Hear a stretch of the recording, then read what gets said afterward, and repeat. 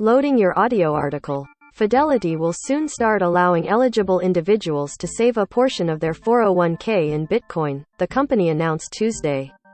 Employees will only gain access to the option if their employer signs off the option, which Fidelity says will start rolling out in mid-2022.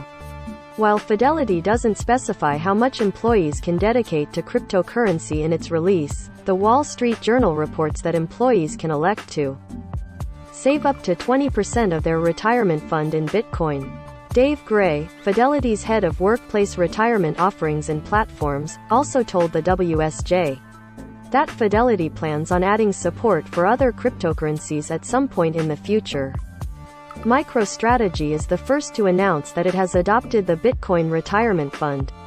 As a leader in digital assets, we are thrilled to be the first to offer employers exposure to Bitcoin for the core lineup of 401ks that reflects our commitment to meeting their evolving needs and our belief in the promise of blockchain technology for the financial industry's future, Gray said. As noted by Fidelity, business intelligence company MicroStrategy is the first to announce that it has adopted the Bitcoin Retirement Fund option. The company, led by Bitcoin proponent Michael Saylor, acquired $250 million in Bitcoin in 2020 and continued to buy into the cryptocurrency as part of its financial strategy. However, the Securities and Exchange Commission, SEC, objected to the way MicroStrategy accounted for its Bitcoin assets in one of its SEC filings last year. According to Bloomberg, MicroStrategy used non-GAAP measures, or methods of reporting earnings that aren't based on the generally accepted accounting principles, GAAP, to account for its digital assets.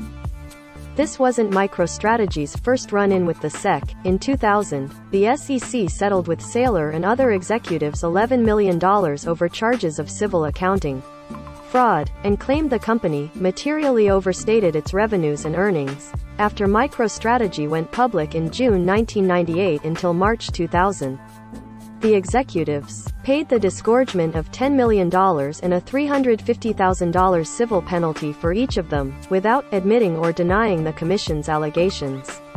Fidelity may face some pushback on its new offering.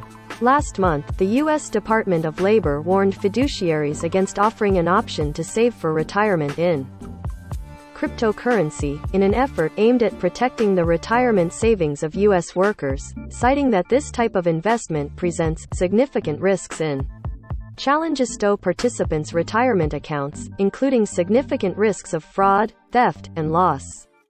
President Joe Biden has also signed an executive order designed to push for more crypto regulation in the U.S.